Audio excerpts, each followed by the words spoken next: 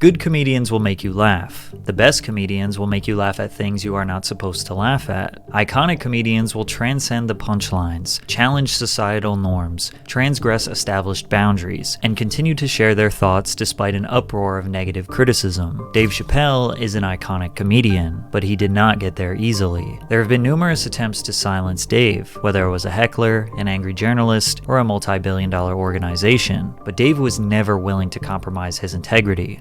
Not for one man, not for $1. His big break in Hollywood was when Universal Pictures bought a movie Dave and Neil Brennan wrote called Half-Baked. It's a silly stoner comedy reminiscent of Jay and Silent Bob that wasn't a huge hit, but the movie did gross $17 million against a $7 million budget and has become a cult classic since. 24-year-old Dave wasn't fully happy with the way the film came out, but he was extremely proud to have his movie on the big screen at such a young age. From there, he started pitching a television show to various networks. Fox was interested, but they worried the show casted too many black people. More specifically, they thought the female star of the show wasn't funny and they wanted Dave to recast her to a white actress. Dave simply denied, because this particular sitcom was based on his life, and he grew up in an all-black household. A few days after that meeting, Variety posted an article that claimed he was playing the race card. Dave said, "This network built itself on black viewers, and what they're saying is white people are narcissistic. They don't want to watch black people. They want to watch themselves. It tells every black artist no matter what you do,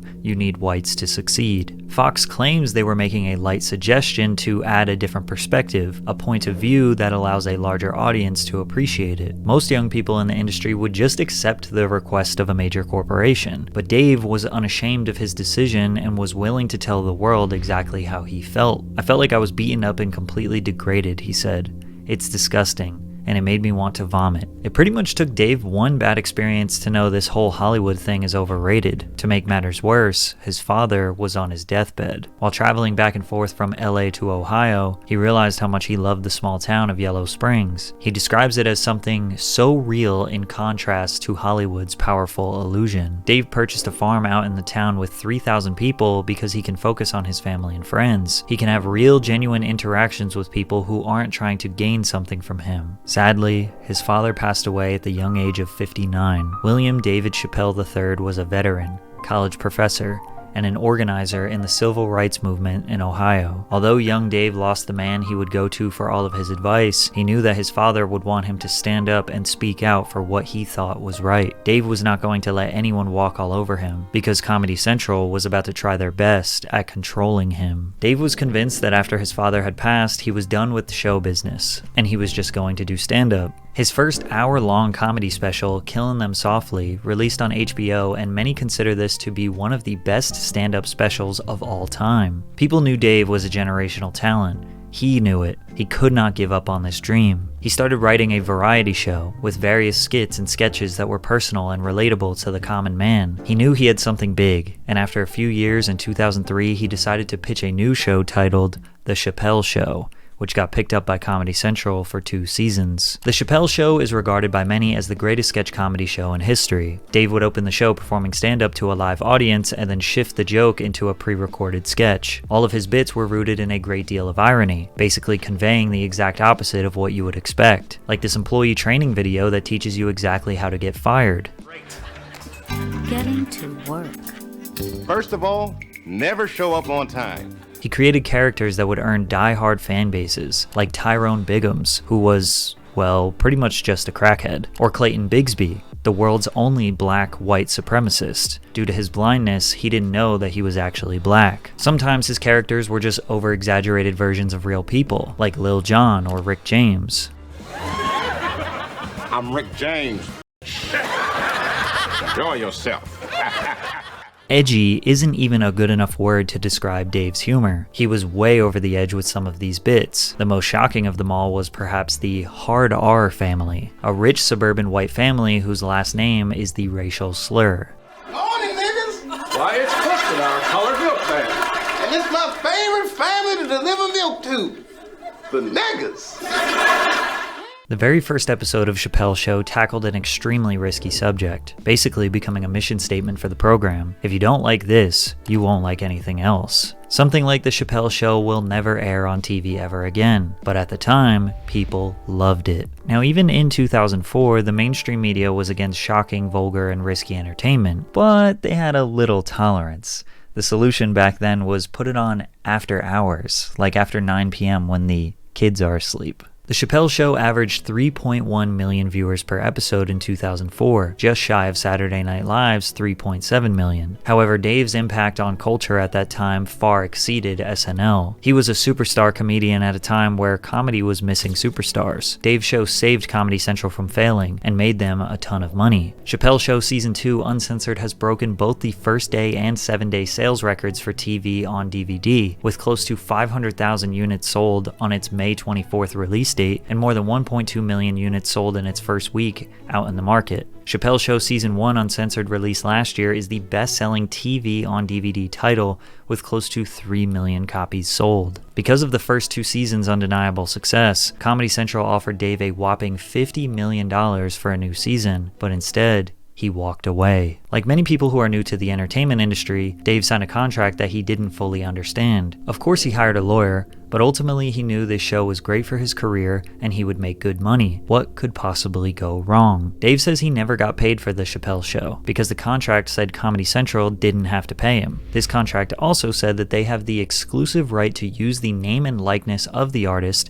in perpetuity throughout the universe in any and all media known or invented in the future. On top of them literally owning him, Dave just straight up didn't like the fame and attention. He just liked comedy. But even that was getting ruined. One night while he was performing in Sacramento, California, he walked off the stage after berating his audience for constantly shouting, "I'm Rick James, bitch," which had become a catchphrase from the popular Rick James sketch on his show. Stand-up is the most important thing I do, and because I'm on TV, you make it hard for me to do it, he said. The show is ruining my life, Chappelle told the crowd. Besides requiring him to work 20 hours a day, it has made him a star, which has resulted in the inability of fans to treat him as an individual. So when Comedy Central offered him $50 million, it came with stipulations. He had to get approvals on certain jokes. He didn't have full creative control, and they worked him like a dog. It wasn't worth the money. So one day he just walked off set and moved to South Africa, desperate to get as far away from Hollywood as possible. In response, Comedy Central ran a smear campaign on him, saying that he was crazy and on drugs. In May 2005, Comedy Central began promoting the anticipated debut of Chappelle's Show Season 3. One day later, the channel announced that the production on the show had been unexpectedly suspended. Then 1 week later, every news outlet reported that Chappelle had checked into a mental health facility in South Africa, perpetuating the narrative that he was mentally unstable. Some reports said he was even smoking crack.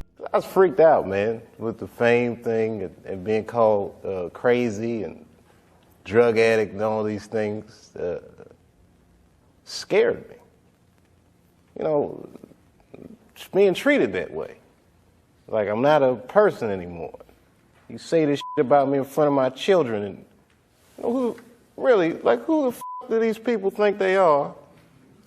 And they don't know what happened. You know, Dave's exit from the $50 million deal was one of the most profound statements in pop culture history. He was already mega famous, but ironically, this exit made him even more famous. One 2006 article said, "These days, if Dave Chappelle merely catches a cold, it winds up in the media or on the internet." He fired back, saying he was not on drugs and he was not crazy. In fact, he was the most level-headed person out there, denying money for his sanity. "I'm not in a mental facility. Everyone around me says, 'You're a genius, you're great, that's your voice.' But I'm not sure they're right." You hear so many voices jockeying for position in your mind that you want to make sure you hear your own voice. So I figured, let me just cut myself off from everybody, take a minute and pull a Flintstone, stop a speeding car by using my bare feet as the brakes. Hollywood just couldn't fathom that someone who became famous would choose to abandon that lifestyle. He did make a short reappearance at the 48th Grammy Awards where he received a standing ovation. Right in front of the entire industry, Dave told them how he didn't want to be there. The only thing harder than leaving show business is coming back. Later that evening, he went to an after-party held at the home of the legendary artist Prince. Instead of talking to Mariah Carey, Common, or industry powerhouses, he sat in a chair on the back patio, only conversing with people who wanted to. He looks like he is hiding from his peers, hiding from the attention, hiding from the part of himself that is a major star. Dave said, "This ain't really my thing." After that night, Dave realized it was time to disappear. And he did just that, and nobody really heard from him for many years. What did you do for those 10 years? It was a humble existence. I had young children. I was raising my kids. I was living a suburban life. And then every once in a while, I get this feeling like I'm the funniest guy. I got to get out there. And I would like fly to Denver, do a week in Denver or something. And that's when you would read I was doing like these 6-hour shows. I performed like I was desperate for it. I loved it. Yeah. He rode across the country on a motorcycle, focused on raising his children, maintained good standing relationships with his friends. He lived an extremely normal life, just like me and most of you watching this video. Dave would only make selective appearances from 2005 to 2016. He had a few random stand-up performances here and there. One of them even broke a world record. A 6-hour and 7-minute set at the Laugh Factory became the longest comedic performance in history. He performed at the Oddball Comedy Tour in 2013, doing large arenas around the country. In Hartford, Connecticut, he was booed and heckled during his entire set,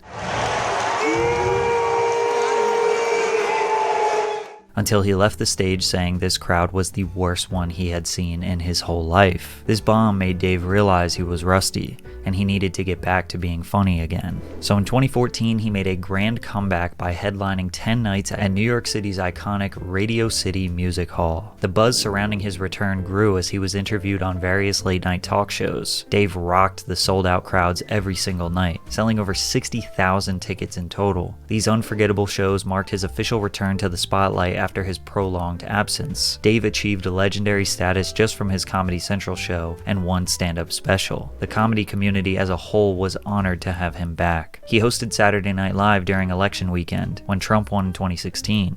Donald Trump, he did it. He's our president. I feel bad saying it. I'm staying in a Trump hotel right now. I don't know if he's gonna make a good president, but he makes a swell hotel suite, I'm gonna tell you that.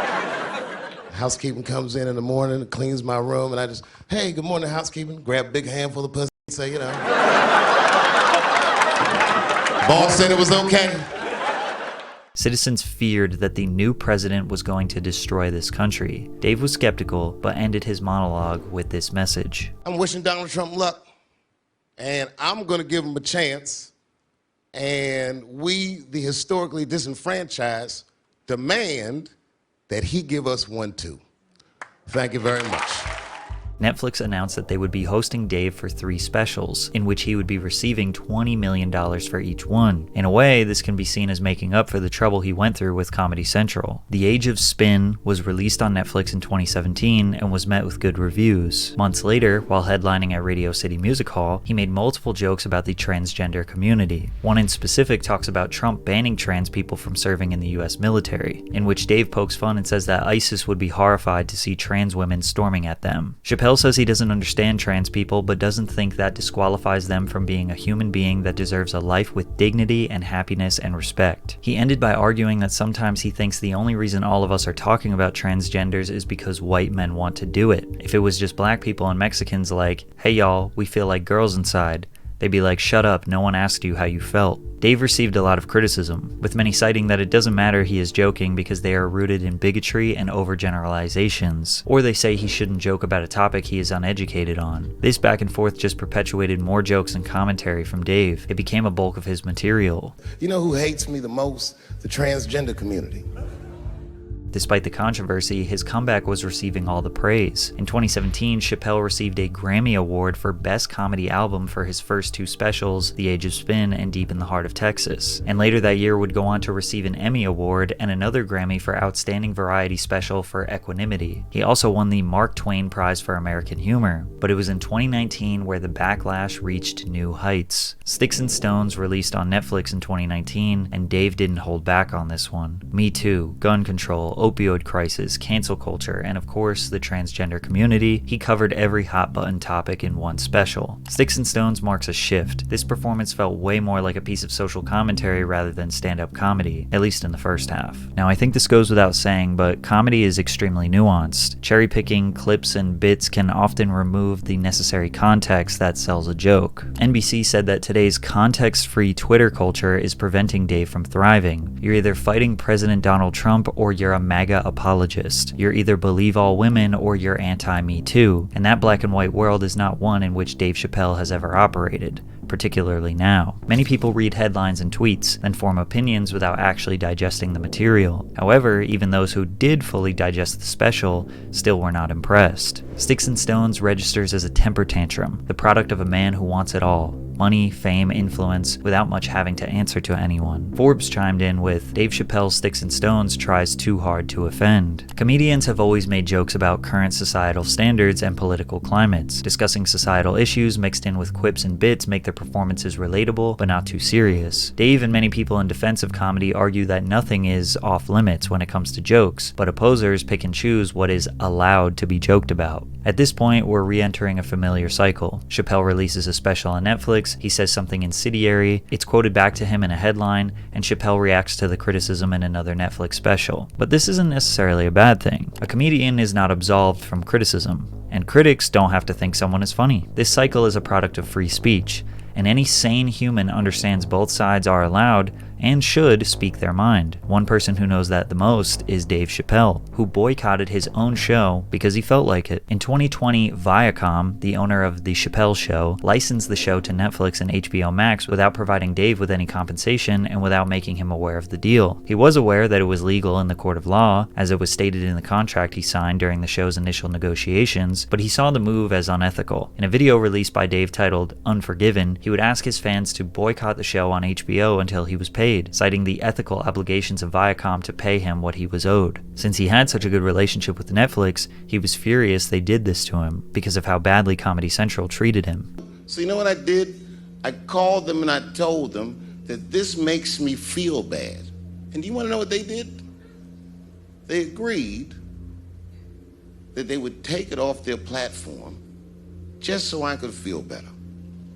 That's why I with Netflix. Dave and his fans praised Netflix for removing the show based on his feelings, but they were shocked when members of the trans community tried to get Dave's special removed because he hurt their feelings. The Closer was his 2021 Netflix special where he again made jokes about trans people, as well as anti-gay jokes and defending TERFs. He stated in the special that gender is a fact. In the special's closing moments, he tells a story about his friend Daphne Dorman, who was a trans woman and stand-up comedian, that defended Dave from criticism in his previous special, Sticks and Stones. Punching down requires you to consider yourself superior to another group. Dave Chappelle doesn't consider himself better than me in any way. He isn't punching up or punching down. He's punching lines. That's his job, and he's a master of his craft. Dave claimed that Daphne Dorman received so much hate from her own community that she died by suicide 6 days after the special. Right-wing media went into a frenzy saying the trans community are hypocrites and will destroy their own people. However, there is little evidence that supports Daphne's expiration has anything to do with hate. Back in 2019, that tweet had just 12 replies. Another tweet supporting Chappelle had 9. The Instagram post in which she declared her friendship with Chappelle doesn't have any critical replies. Comments on her Facebook post announcing that she was opening for Chappelle are uniformly positive. So are the ones on Reddit after she posted about it there. She doesn't appear to have said anything on Twitter or Facebook about receiving abuse. Her suicide note doesn't mention bullying, nor do any of the obituaries written after her death. Because of this, many people thought Dave was using someone's death to his own benefit, and the trans community were tired of Dave. Netflix employees interpreted The Closer as hate speech, and 65 employees participated in a walkout in protest of the company. The protest garnered a lot of support online. However, it was generally unsuccessful because Netflix has stood behind Dave, kept his specials up, and continued to work with him in the future. Then things escalated to physical violence against Dave. Make some noise for hip-hop history.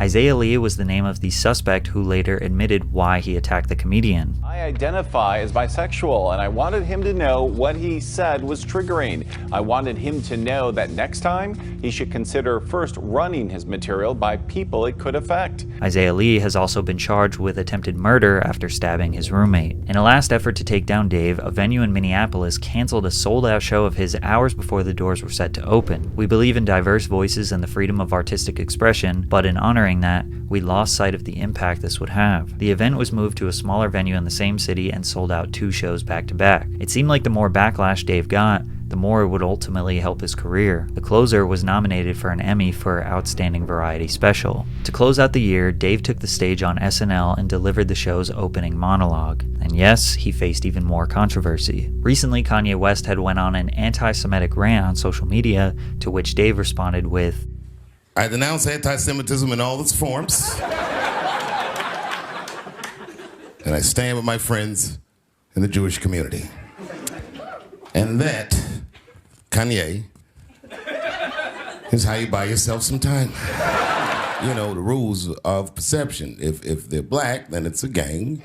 If they're Italian, it's a mob. But if they're Jewish, it's a coincidence, and you should never speak about it. Despite Dave obviously disagreeing with Kanye, his jokes entertain the possibility that some of what Ye said holds an ounce of truth, which led to even more critics calling Dave anti-Semitic. He ended the monologue with a message. It shouldn't be this scary to talk about anything. It's making my job incredibly difficult. And to be honest with you, I'm getting sick of talking to a crowd like this. I love you to death. And I thank you for your support. And I hope they don't take anything away from me. Whoever they are. Some people think that Dave's legacy has been tainted by hardcore transphobia, or trying too hard to be controversial. Even though his comedy has always towed the line as to what is socially acceptable, Dave has benefited greatly from free speech. He has gained hundreds of millions of dollars and die-hard fans around the world, so it's only fair if his opposition can also speak up and voice their opinions and disagreements with his performances. All attempts to silence Dave have been proven unsuccessful, because no matter what, he will always get right back on that stage and speak his mind.